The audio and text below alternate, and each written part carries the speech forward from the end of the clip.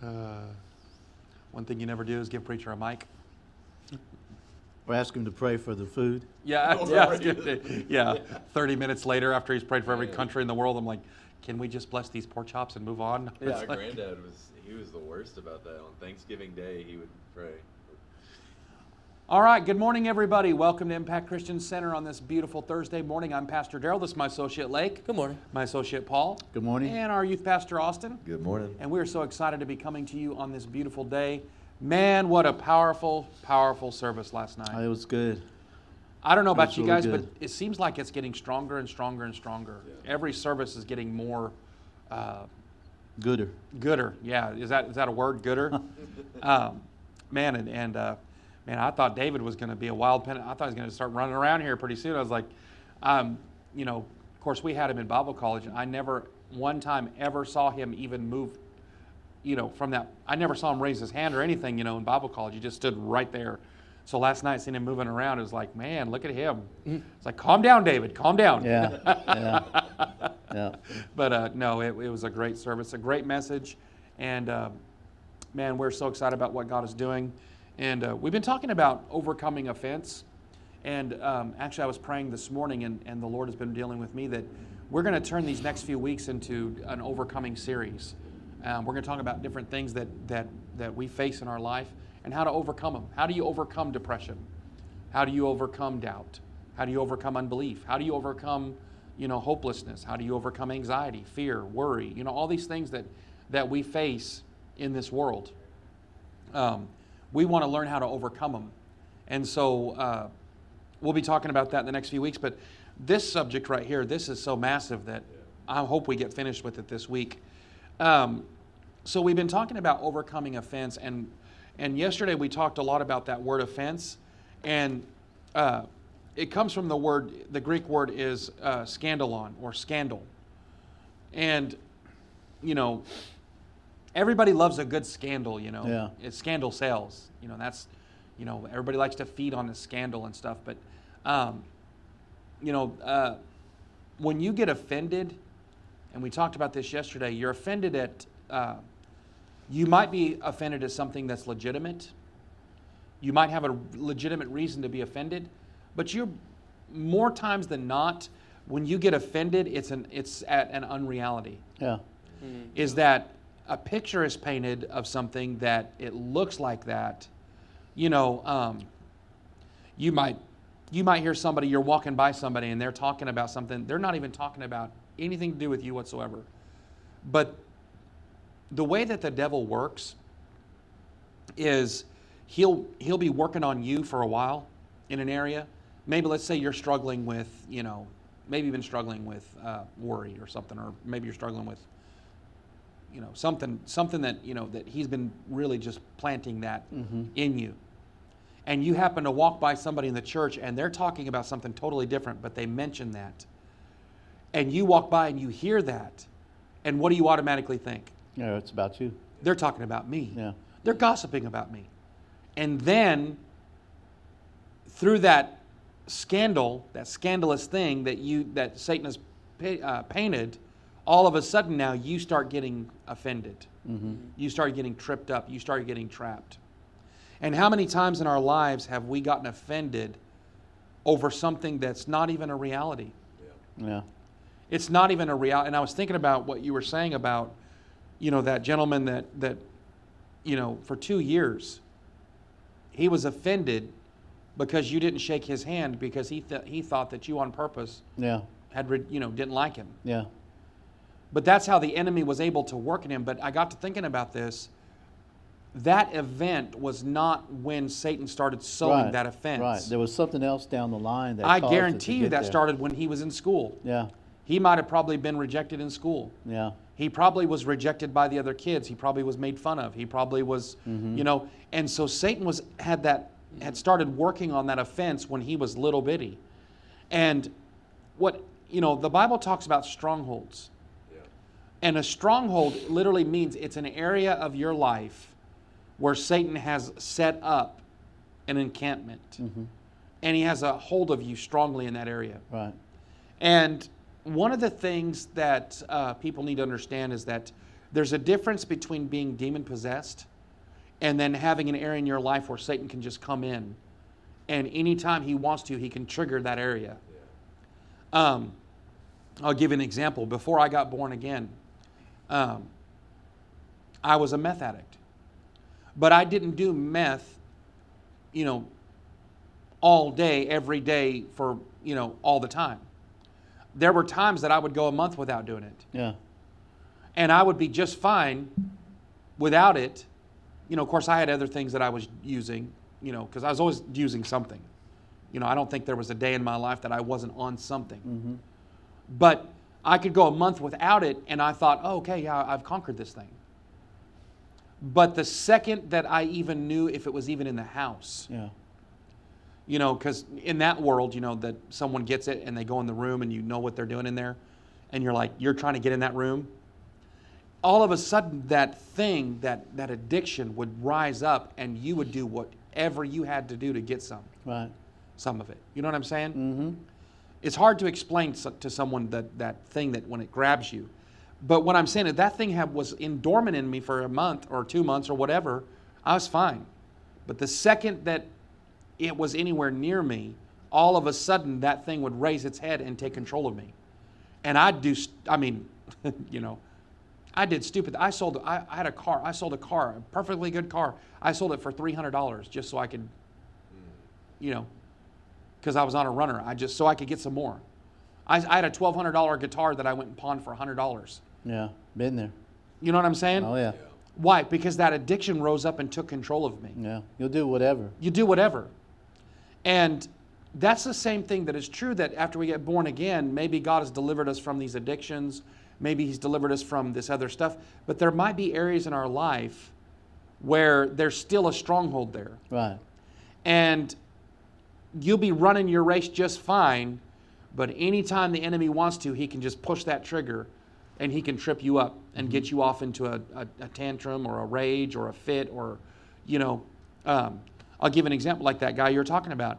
More than likely, that guy, that seed that was sown in him was sown when he was young. Yeah. That seed of offense. He probably was rejected, either in his home or, in his life somewhere. There was that rejection that was there, that now he's in church, now he's born again, and you just casually walked by him and didn't shake his hand. You did not on purpose. You didn't even think about him, right? But the enemy was able to come in and push that rejection button and get him offended. Yeah. And so what I'm trying to say is that there are areas of our lives where the enemy has laid traps that anytime that he needs to get us offended, he can push that button. Mm-hmm. I'll give you, a personal thing with me. Mine was towards women, because how my mother was. And, my mother was an addict, and she was manipulative, and she was all kinds of stuff that she did. And so I had this thing in me automatically that anytime Crystal would even say anything to me about, certain things, it automatically triggered that, and I would shut that door on her. And I'm like, you're just trying to manipulate me. You're just trying to, and what had happened is that the enemy had that area in my life where there was an offense there towards women. Okay? Mm-hmm. And so he was able to use that to try to bring a wedge between me and my wife. And so I had to deal with that area. I had to work on that area. And of course, Crystal would say, I'm not your mom. I'm not, I did. And vice versa. She had some areas in her life where the enemy was able to sow some things. But what I'm saying is, I had to deal with that area. I couldn't just ignore it and continue allowing that to be an area where the enemy has a stronghold in me. Because I may be running my race just fine, but every once in a while he could trigger that thing, and that thing would cause me to, all kinds of trouble. Yeah. You know what I'm saying? Yep. And so when you're offended, and that offense, Jesus very strongly talked about that when it comes to offense, he talked about dealing with things very, very drastically when it comes to offense. In other words, don't hold back anything that you have to do to overcome offense. Right. I'll give an example. If you're offended at somebody, you might have to take drastic steps to rectify that and overcome that offense that's in you. Yeah. You know, sometimes it'll even take to the point, like you're saying, you know, that it may be justifiable, Yeah. but, you know, you're going to have to be the big man here and swallow that thing Yeah. and say, you know what, I'm better than that, Yeah. and I'm going to allow that thing to happen, so I'm going to make it right, Yeah. even though I do have that right to be offended. Yep. You understand what I'm saying? Well, and think about this too, and I was thinking about this talking last night. If your offense is justified, you know, offense doesn't stop and ask and say, well, this is justified, I guess I won't work my damage. Yeah. Offense don't care. Offense will still produce what offense produces, Exactly. whether it's justified or not. Right. So even if your offense is justified, if you allow that offense to come in, that thing is going to separate you. Number one, from other people. It's going to separate you from your relationships, and it's going to separate you from God. Because that's what that thing is. That offense is there to separate, Yeah. to cause division. Why? Because a house divided against itself can't stand. Right. Well, and I think even too, it offense comes in to try to separate the church from the world, so where we don't reach them because we're offended at the things that they do. You know, and I've even had That's that good. in my life to where I see the things going on in the world, and you know, you can ask Adele, you can ask Crystal. I've said it to them before, kind of as a joke, but I would say, you know, I just want to move out in the woods in a cabin and never talk to anyone again. You know, I'm so fed up with this world and what's going on. But see, if that's offense, and what if I were to fall through on that and go move out and never talk to anyone again? Well, I wouldn't be preaching the gospel to the world. Yeah. You know, and so if he can get you offended at the world, then he can prohibit you from preaching the gospel. And you see how even subtle that is that is offense. Right. And here you are, you're a good Christian who loves the Lord, and I pray and I go to church and I'm praying in the Spirit and I'm studying my Bible. But those dirty dogs over there, I want nothing to do with those pieces of trash. Right. You literally, you know, the Bible says, you know, that it's the fly that lands in the ointment that ruins the ointment. And the small foxes spoil the vine. What's that mean? You can have all of this good Christian life, and then you could have this offense over here that's an ugly thing that's literally putrefying your Christian walk. Yeah. Right. You know, I'll give an, you know, how people drive. Yeah. Oh, yeah. You know, here you are, this good Christian, and someone starts driving like a total idiot, and all of a sudden, where's your Christianity go? Right. You know, Mm-hmm. my pet peeve is, you know, these people that pull into the handicap parking spot because they're, you know, they're so important, you know, that they, you know, I'm so important, I need to park in this handicap, and they don't have a handicap sticker, you know. Mm-hmm. That, I mean, I'm sitting there thinking, Lord, blow their tires out. You know, it's like, you know, stuff like that. You see what I'm saying? Or maybe somebody, you know, cuts you off in line or whatever it is. If you're not careful, even as a Christian loving God, that thing will happen so quick without you even thinking about it. Your natural reaction is offense. Yeah, and that's good because, excuse me, I was thinking about my pet peeve is when you're in a parking lot and somebody parks real close to you, Oh, yeah. you know? And I've told Rhonda this so many times when I've done, because I've done this. And before I got saved I'll make the comment, say, man, they better be glad to thank God I'm saved. Yeah. Because before I wasn't saved, I'd take my key out. Yeah. And 2 or 3 times up and down the side of their car just to show them, okay, park closer next time to somebody else like Yeah. that. And they probably didn't even realize it. No. They would come out and look at their car going, what that? Why did someone key my car? You know, because you've already Because probably I left. couldn't get out of the car. Yeah, but this what I'm saying is that if you're not careful, your natural instinct will rise up at that moment, and you can have an offense in there, and that thing can ruin your testimony. Yeah. Well, I think David even said it last night about the roofing company. I mean, and It's Oh, something yeah. so subtle. He got upset because his neighbors were going to use someone else besides his son-in-law for their roofing, and he got upset, and he was talking about casting aside all malice. But that's what it is. It's offense. When you have malice, when you have these evil thoughts towards someone, it's because you're offended. Yeah. Why aren't you going through my son-in-law? Why are you going through that company? And he talks about how he had to overcome that by casting down. But he says in the moment, it was something so small. Like in the moment, he wasn't thinking about it. And then the Lord corrected him and said, what are you doing? You know? And he made that correction. But, you know, it's something just so tiny that can come in and Yeah. so offense. Well, and even like, you know, I was thinking about, you know, someone cuts you off in traffic and you get up and you get right on the back of their bumper, you know, and then I could hear Crystal saying, you know, Daryl, you might want to take the sticker off the window of the car, you know, if you're going to be doing this, you know, you want to take Impact Christian Center sticker off the window of the car if you're going to be tailgating this person, you know. And then you know, speed around him and pull up next to him and you like, and you turn and you look over and it's someone from your church, you're like, you know.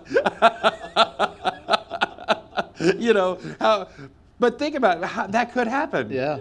You know, or here you are, you're a pastor, man, and you're trying to get to church and you know, someone's driving real bad and you get right on and you get around and go, "Rah!" And then you pull in, you get in here, and then you're getting up here to preach, and then here they come. They're coming to your church. You know, think about that. You actually, what could happen is that God could be working something out and your offense could actually hinder or stop your blessing that He's Amen. trying to put together. Exactly. You know That's that so true. you know I've seen it happen before. Yeah. Where, you know, because listen, I'm going to tell you something right now. Promotion comes from the Lord, but He's not raining it down from heaven. No, he's not. He's going to bring it through somebody. Yeah. Right. Your blessing is going to come from somebody. Right. Well, like, think about it. Lot's offense of Abraham made him lose the entire blessing. I mean, as long as he was associated in union with Abraham, he had the blessing of Abraham. But the moment he got offended and left and departed from Abraham, it robbed him of all of the blessing that he had when he was with him. Yeah. I mean, he lost all the blessing. Well, and even now, think about this. And I was watching this documentary about Garth Brooks, and I'm not a country music fan, but I was just watching this documentary because, and he was talking about that he was playing. You know, here he is. He's this amazing musician, and he was playing in these little, you know, dives in Stillwater, Oklahoma, and he said that, you know, he knew that he wanted to be a national recording artist. You know, he wanted to be a country artist, you know, and go to Nashville. He said, but I didn't have the means to do it. And he said, but all of a sudden, all these people that he had played for every week, he said they all took up a collection for him, and they all raised enough money for him to go to Nashville to pursue his dream of becoming a country artist. And he said, I did not have. He said, I called these people. He said, what would I call these people? He said, I would call them angels. He said, I would call them blessing. He said, because the blessing came from them that enabled me to do what I myself could not do. Yeah. And he said, I didn't have the money to do to start out doing what I'm doing today. He said, but all of these people came together and they enabled me to come and do this. And it hit me when he said that, is that you might have a vision on the inside of you to do something, but if in order to fulfill that vision, God is going to have to bring provision to that vision. Right. Right. And that provision is going to come from, He's not going to rain it down from heaven. He's going to bring people in and surround you with people who are going to all get into unity to do that central vision. And what happens if you allow offense to, number one, get inside you, and then you start sowing that offense into them, and you offend them or they offend you, and all of a sudden what happens? That relationship is broken and that vision is aborted. Yeah. And how many people's visions have been aborted because of offense? Right. And number two, that's the number one, the tool the devil will come in and try to abort a vision. See, if he can't stop a minister or a ministry or an anointing, you know, he tries people don't have no clue how he tries. But he'll knock on every door and see which one he can go through. And if he cannot directly get to you or get into your life or to get you to compromise or get you to back down or whatever it is, then what he'll do is he'll come in and start trying to destroy your root system. You know what I'm saying? He'll try to stow offense in your church, and because we were talking about this earlier, John G. Lake, one of the greatest ministers of our day, Man, powerful. Over 100,000 documented healings Yeah. under his ministry. Went over to South Africa, and in 5 years, he raised up over 100,000 native missionaries. He's doing this great work, but somebody in his ministry, some people in his ministry who grew jealous, started sending letters out saying that he was, number one, he was running around with this woman, and number two, that he was mishandling the finances and living in luxury and, you know, using the money for his own stuff. Well, that's not what was happening, but guess what? Because of that offense, that person in his ministry sowed that offense, people stopped sending offerings to him.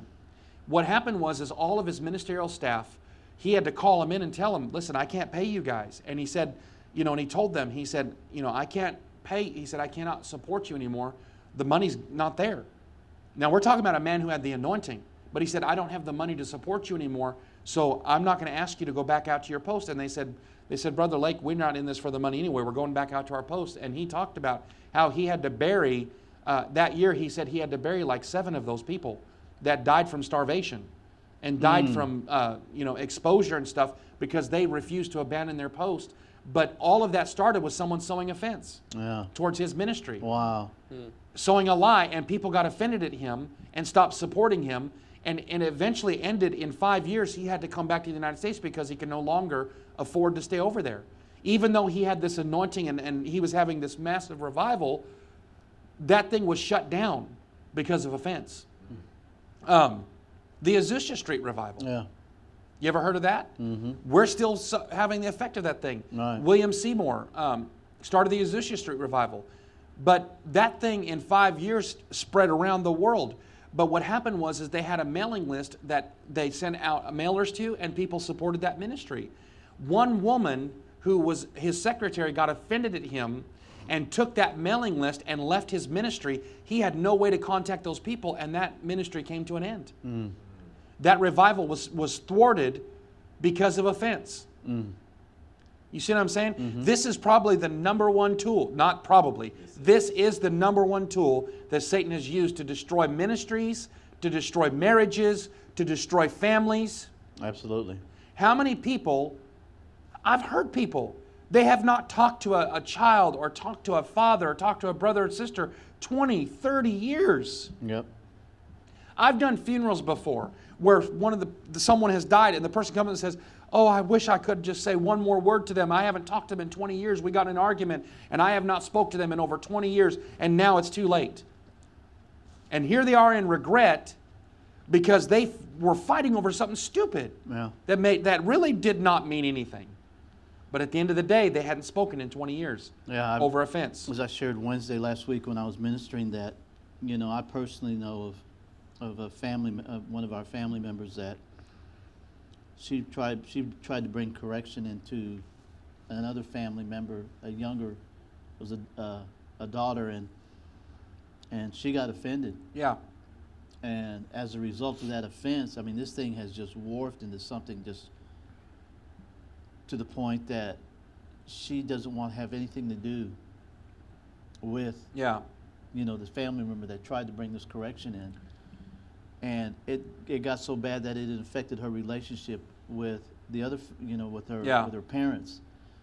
But through the grace of God, that relationship is being mended. Yeah. But the daughter doesn't want to still have anything to do with the aunt because of the fact that she tried to bring some correction in to her life, you know, trying to help her. Yeah. And got so offended now that it's been years now that she don't want to have anything to All do those with years wasted. Yeah. You know, think about this, and if you really think about it, if you look at the root of offense, it's selfishness. Yeah. Is you did something to me that I didn't like, or I didn't get something from you that I wanted, or I didn't get fulfilled in this relationship's not fulfilling me. You're not making me happy anymore. You're not satisfying my needs. And what's that? That's selfish. Right. And because of that, I'm now offended at you. Yeah. Because you are not doing what I want you to do. That's all selfish. Yeah. And so how do you overcome that? By number one, you've got to lose self. You got to lose that self. It's not about you. Yeah. And we've all got to get one mind and one accord that, number one, this is about Jesus Christ. This is about what He did and His kingdom and taking His gospel to the world. And I don't care what happens to me along the way. You see what I'm saying? Yeah, but I mean, how many times have we done something for somebody, Yeah. or anybody out there in our audience has done something for somebody and don't get a return, don't get a thank you in return, And what happens Get and offended. you get offended, at them?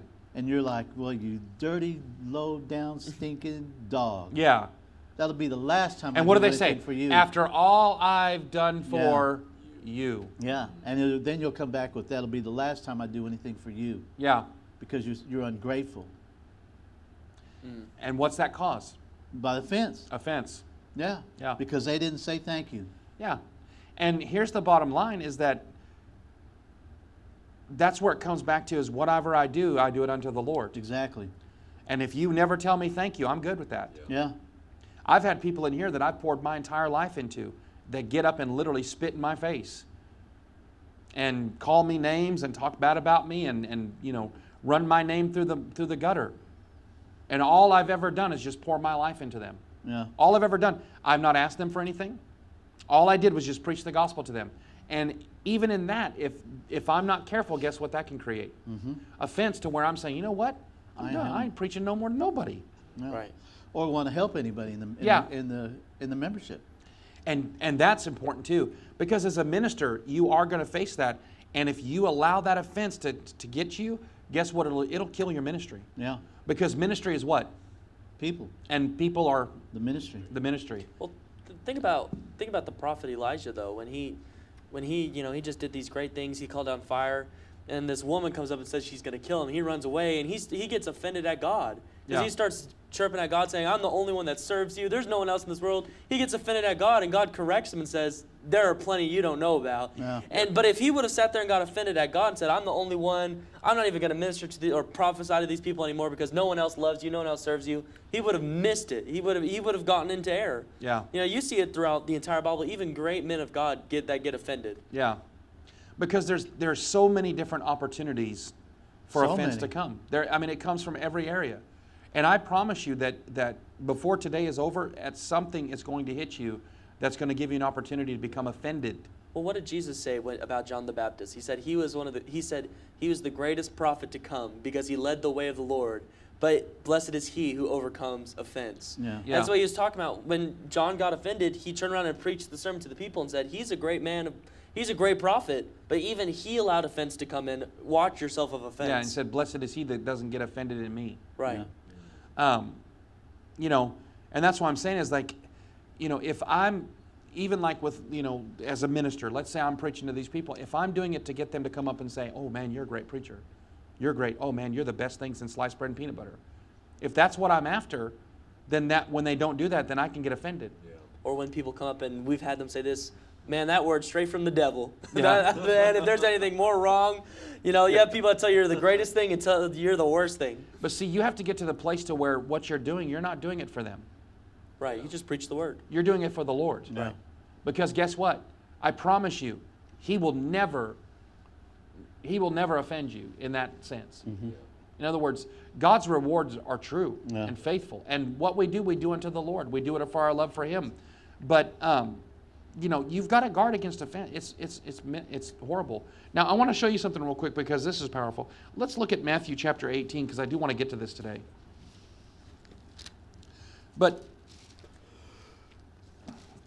I was thinking about something the other day is, my wife, she does so many things that I never even stop and tell her thank you for. Yeah. Because I don't even think about it. But I come home,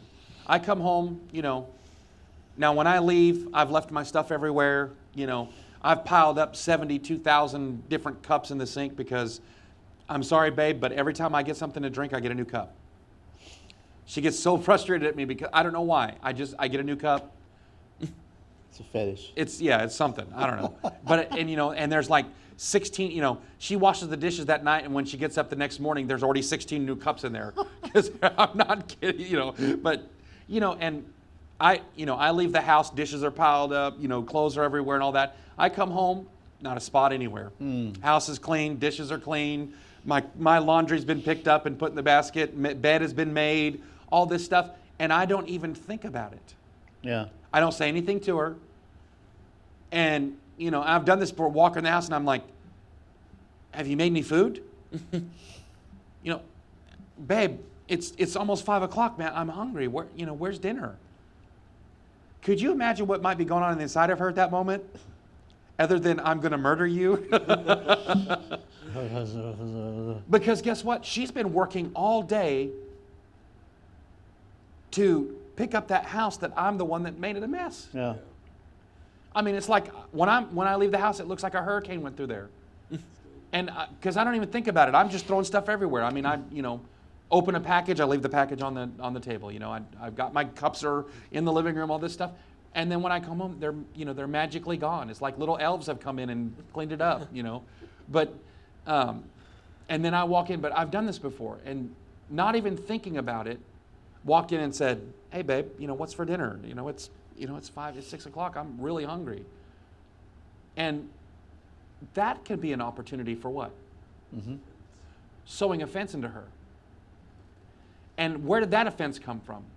That's a justified offense, but then I'm wondering why she's upset. Right. And I can't figure out why she's upset. Yeah.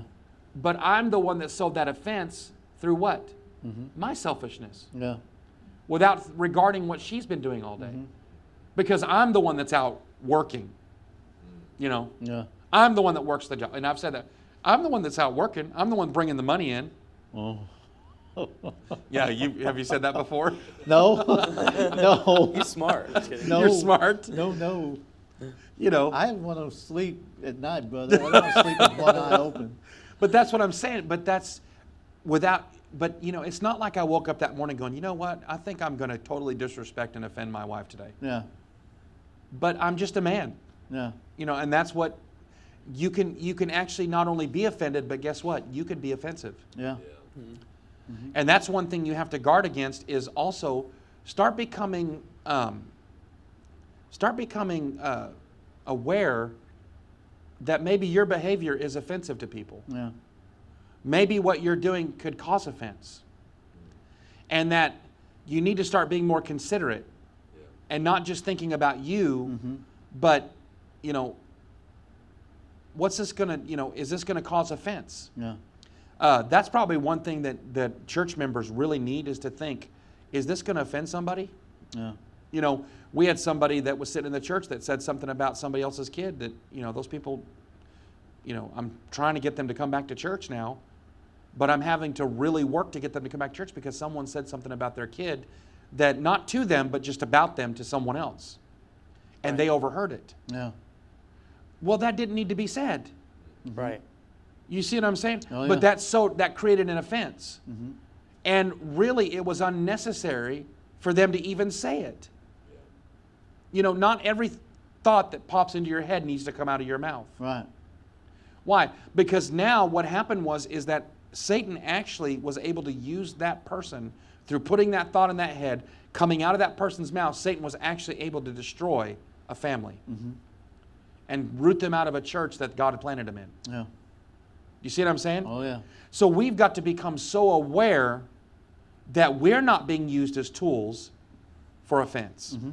Now, there are some things that are naturally offensive, and we talked about this yesterday. The gospel is offensive. We're not going to compromise the gospel to not offend anybody. If people get offended by the word, then that's So be it. so be it. If people are offended by the Holy Spirit, so be it. If people are offended by the gifts of the Spirit, so be it. If people are offended by, speaking in tongues, so be it. If people are, you see what I'm saying? That's one thing. But I'm talking about there are just some things that aren't necessary. Yeah. Right. I'm being a pastor now. There are some things that are just not necessary to do, that need to be said or done. Not everything. If you're not careful, you can become so. Now, this area I struggle with.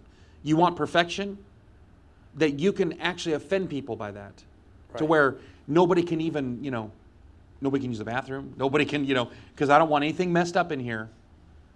And you could actually start offending people by things that really aren't necessary. Does that make sense? Right. You know, like the whole with the kid thing, that didn't need to be said. Right. That did not need to be said. Now, I'm not saying that their kid wasn't whatever, but it didn't need to be said. Yeah. There are just some things that don't need to be said. You know, if someone is, you know, chewing too loud for you, you know, I don't know. I'm just trying to think of something. You may think in your mind, man, they're chewing too loud. You don't need to say it because that can actually cause offense. Yeah. And so we have to be careful that not only are we not allowing ourselves to be offended, but that we are not the ones that's causing the offense. You see what I'm saying? Is we don't want to be the one that's causing other people to stumble or to trip up. And Paul talked about that. He said, and this is what he said. He said, I'm free. I have liberty. I can do whatever I want. But if my brother sees my liberty and I'm overdoing something and I'm doing something that they think is wrong, and then I wound their conscience, their weak conscience, because I have liberty, and he said, and I offend them and I cause them to trip up and I cause them to stumble and fall away from their faith, he said, then what is good is actually become sin. Yeah. And that's what Paul was trying to say. He said, if meat causes my brother to offend, if me eating meat will offend my brother, I'll never eat meat again. Yeah. But what do we say? Well, I'm eating meat. I don't care what they think. Yeah. That's kind of been our attitude. But here's the thing. If what I'm doing is going to offend somebody, then maybe I need to change what I'm doing. Yeah. Because instead of trying, you understand what I'm not trying to say, that we adjust, you know, that we become fake. But what I'm saying is, if maybe the way I'm joking about something is going to cause offense, maybe I need to change that. If the way I'm talking is offending somebody, maybe I need to change that. Well, and I'll give an example. You know, I was at work the other day, and there's like certain TV shows and stuff that I used to watch a lot, you know, and I haven't watched in a while, but, you know, I was just talking with someone about it at work because he's like, oh, I'm starting up this TV show. It's not inappropriate or anything. It's just, you know, a normal TV show.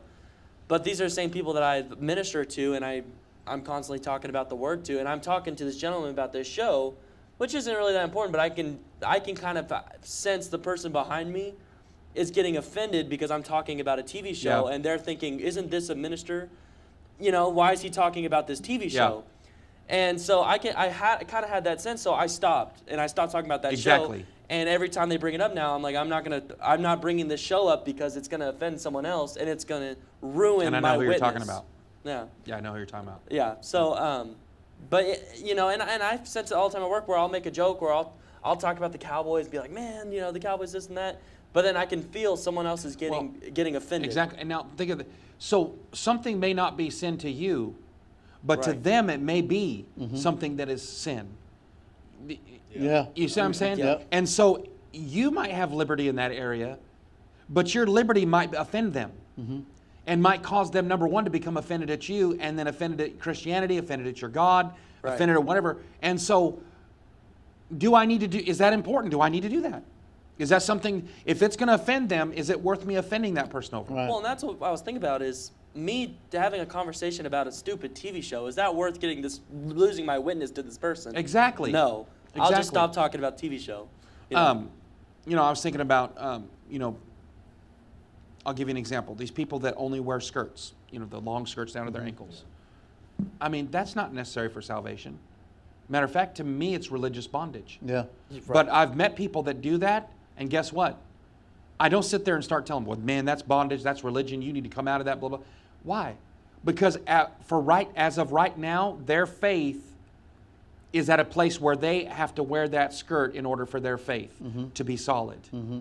What if I start blasting that, and I take that from them, and their faith has been resting on that?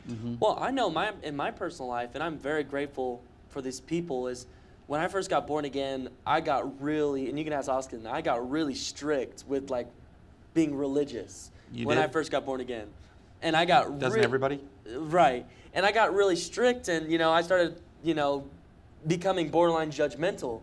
And, you know, the people that I hung around with, they just loved me, you know, and Austin was one of them, and there's other people. And they told me years later, about 5 years later, yeah, you were pretty judgmental, you were pretty religious, you know, And it was an area I corrected. But what if they would have bashed me then when I first got saved? Yeah. What if they would have corrected me then and said, you need to stop, blah, blah, blah. And when I was first born again, it could have destroyed my faith. Well, but that's what I'm saying. Think about this. That person that's wearing that skirt, in their mind, in order for them to be right with God, they believe in Jesus Christ, but in their belief system, they have to wear that skirt. Mm-hmm. What if you start bashing that? You literally, it's like a house of cards. You start collapsing their faith, you could actually cause them to completely backslide over something that's really not important. Because them wearing that skirt's not going to make them go to hell. It's not undermining their faith in Right. Jesus Christ. Right. It's just in their minds, they think they have to do that. Well, and you live by example, and then you let the Holy Spirit Yeah. correct. Yeah. You are not the Holy Spirit. And is what they're doing, is that religious bondage? Yes. But if you target them and go at them, you're going to And see, offend how many them. times as Christians have we done that? Right. I'll give you another example. We believe in the power of your confession. What happens if someone doesn't understand that and their mouth is like out of control? Well, don't say that. No, that's not your confession. And you start harping on that. You could actually cause them to become, whoa, what? Right. I didn't do anything wrong. Because they don't understand. And if you're not careful, you can take a good thing and you can make it a bad thing. That's a great thing too, because I got another example for our work where I go to work with these Christian people, and you can tell they're baby Christians, but they'll always talk about how my allergies, my sickness, my this and that, the preacher me wants to correct that and say it's not yours, don't claim it. But when it comes to my turn and they look at me and like, Lake, what about you? I always just make the right confession and use it as an example and say, oh, I'm healed. I'll be like, how's Adele doing? Oh, she's blessed, she's healed. Same thing with me. How's your life going? Oh, I'm just blessed and highly favored. Yeah. I show it by example. And I never confess that I'm sick. I never confess, that my allergies, my sickness. But I'm leading by example. But if I jump on them and correct them, and publicly humiliate them because I tell them they're doing something wrong, they're just going to lose their faith altogether. And this is something the Lord really has been working on me on is we need to be more cognizant of what is this going to do? Is this going to hurt somebody? Yeah. Is this going to offend them? Because guess what? There are some people in their Christian walk where they're just barely, it's kind of like you ever seen a baby deer trying to stand up? Yeah. Just kind of, they're just barely getting on their feet as far as them knowing that they're saved. And then you want to come in and just start, well, you need to change the way we've seen this before. You need to change the way. We had a lady come in. This lady, we loved her. Her name was Kathy. And she was a prostitute. She had been a prostitute. I mean, I'm not talking about she was a prostitute. That's all she ever knew. Matter of fact, her pimp had been shot dead next to her in a bed. And that's all she knew. And she came in and she got saved. But guess what she dressed like? Yeah. What was normal for her? What was normal? That's all she knew. And we had some people in the church start making comments to her. And it offended her.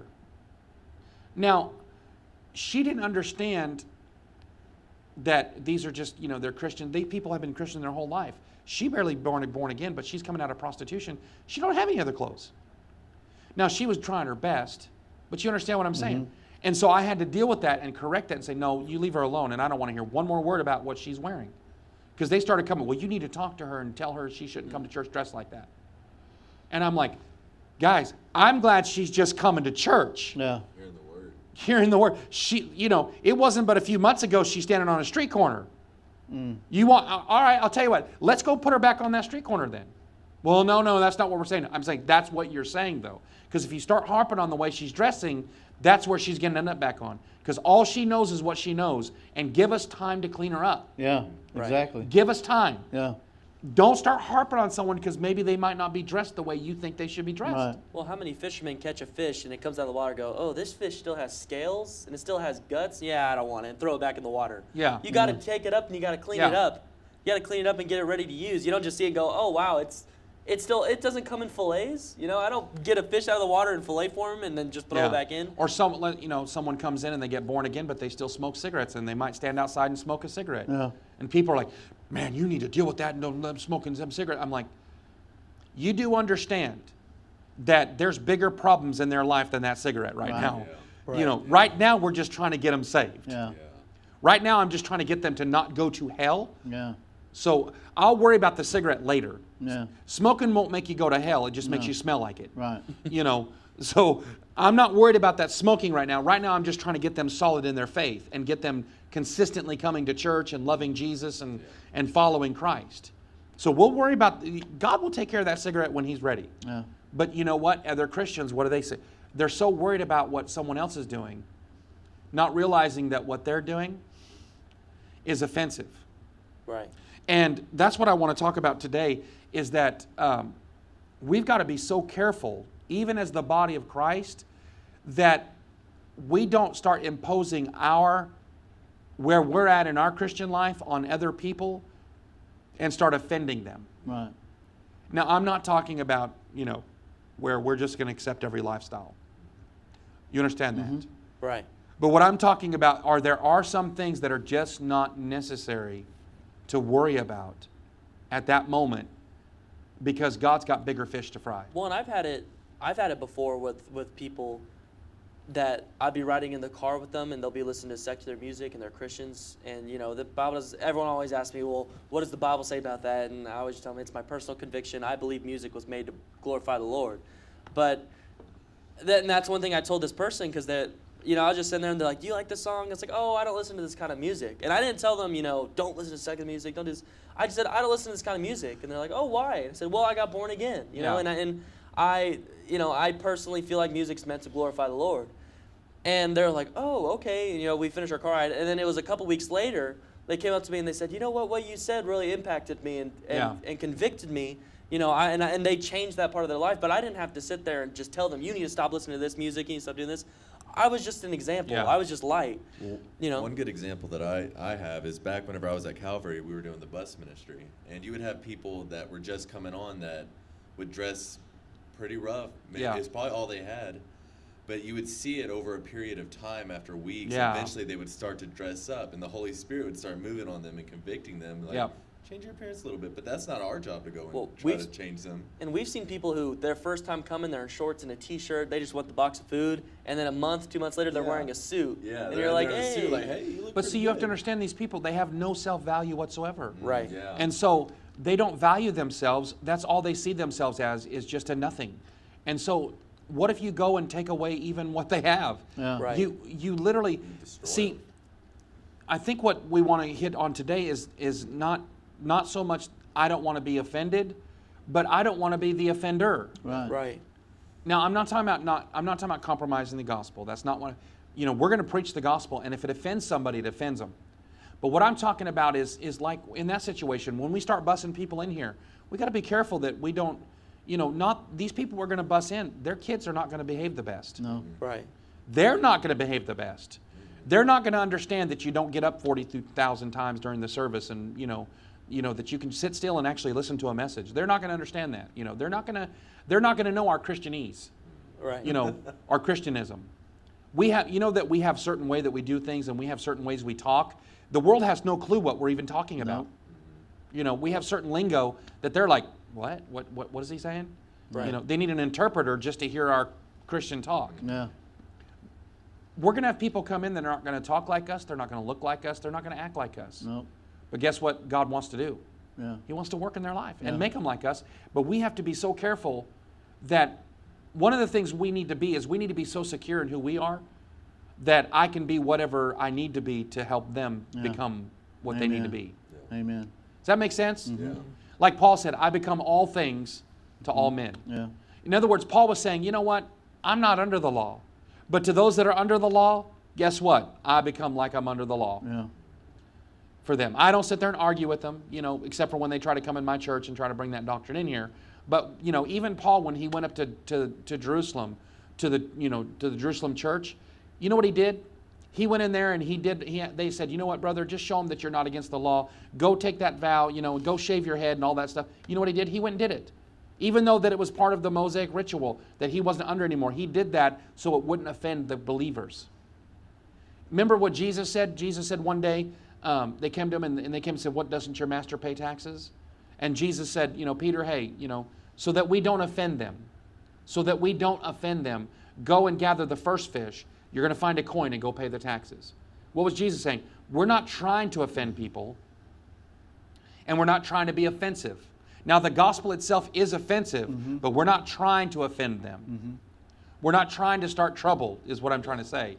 Yeah. We're actually trying to win people. And I've actually had it happen to where I might have been working on someone a long time, and I've had one person come in and destroy everything I did in 5 seconds. Yeah. And I'm talking like a year. I mean, I might have been working on a family for a year, and I've had one person come in and make one comment and destroy what I've done a year's worth of work. And then I've got to stand there and not be offended at those people and smile at them going, well, God bless you, I'm glad you're here today. Thinking in my mind, I wish to God you never even would have come today. Because you just did untold damage. Right. You see what I'm saying? Yeah. So we need to become more aware, not only of us not being offended, but we don't want to be the one that causes the offense on purpose. Yeah. You know what I'm saying? Yeah. Okay, so let's read this real quick. Watch this. Matthew chapter 18, verse number 6. It says, but whosoever shall offend one of these little ones which believe in me, it were better for him that a millstone were hanged about his neck and that he were drowned in the depth of the sea. Woe unto the world because of offenses. For it must needs be that offenses come, but woe to that person by whom the offense cometh. Now I want you to notice something. Jesus said, it is impossible that offenses won't come. Right. What's he saying? Offenses are going to come. Period. Yeah. Offenses are going to come, and guess what? You're going to do something and say something that offends somebody. Yeah.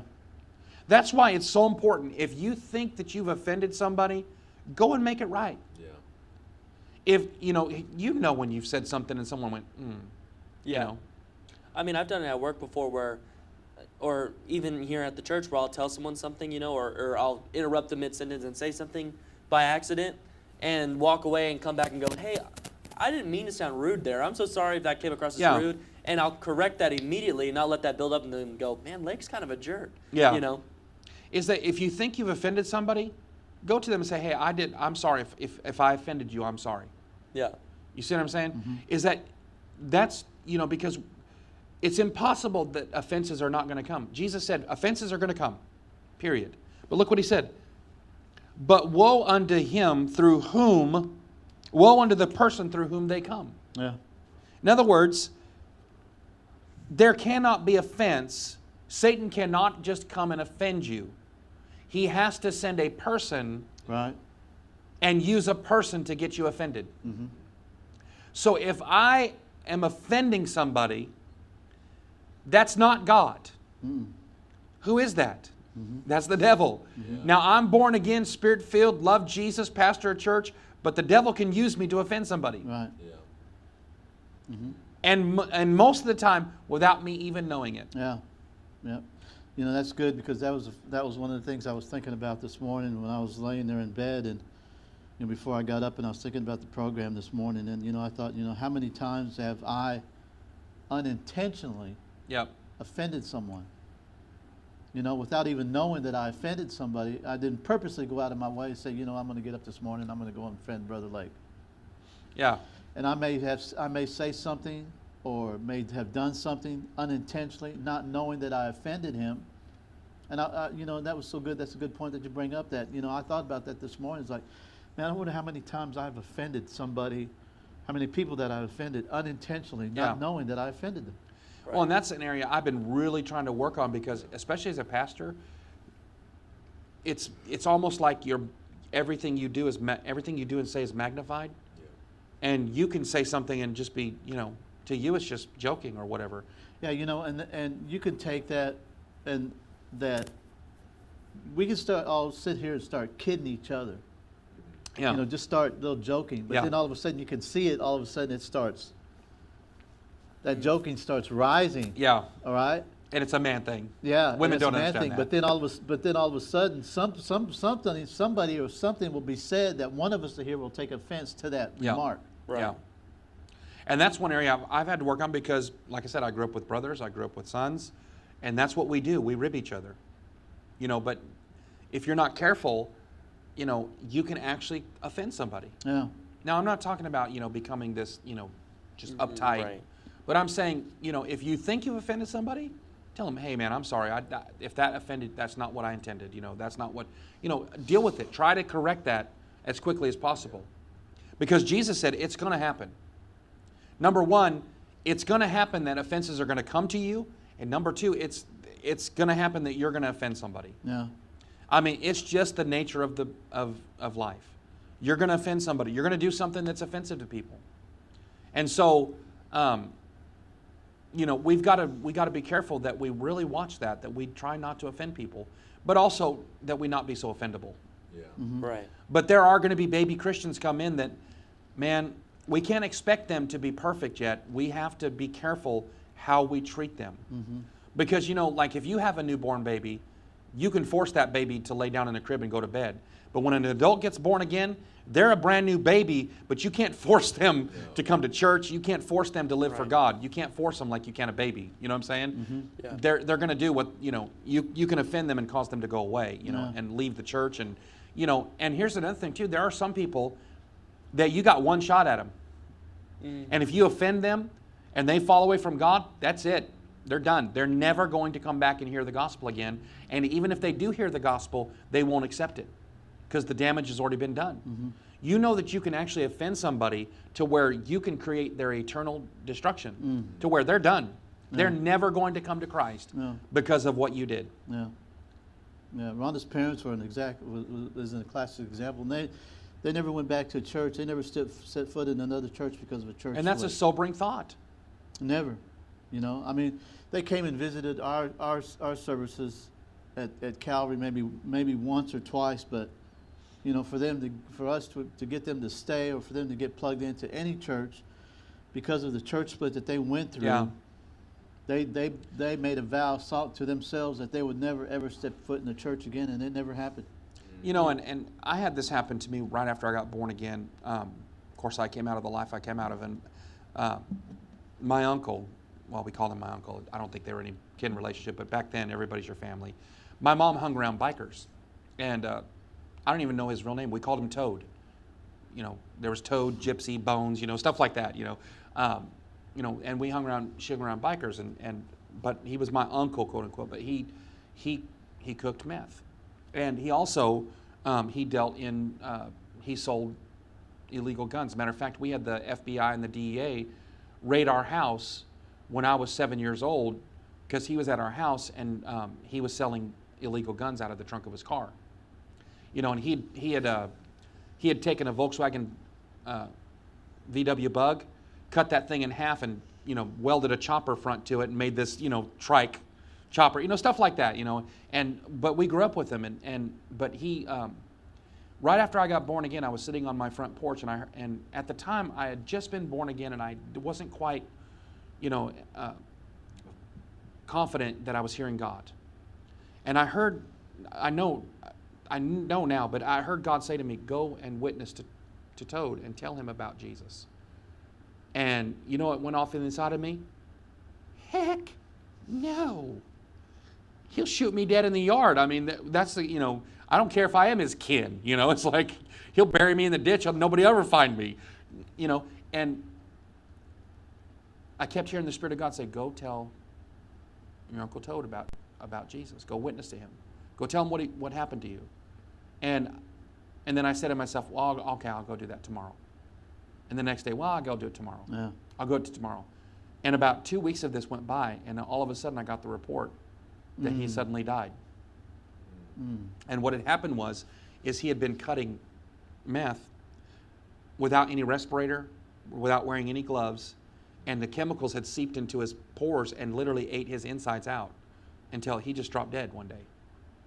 And when the news came that he had suddenly died, this thought came over me. I knew he's probably in hell right now. He's never coming out of that place. And I'm responsible for that. Because I knew that God was telling me to go witness to him and I didn't do it. And I made a decision at that moment. If I don't care where I'm at, who it is, I'm telling them about Jesus. I don't care. And I told all my family, I mean, I went crazy after that. That's why they thought I went crazy. I told all my family about Jesus. But I created an offense by not going and telling him about Jesus Christ. And so we've got to be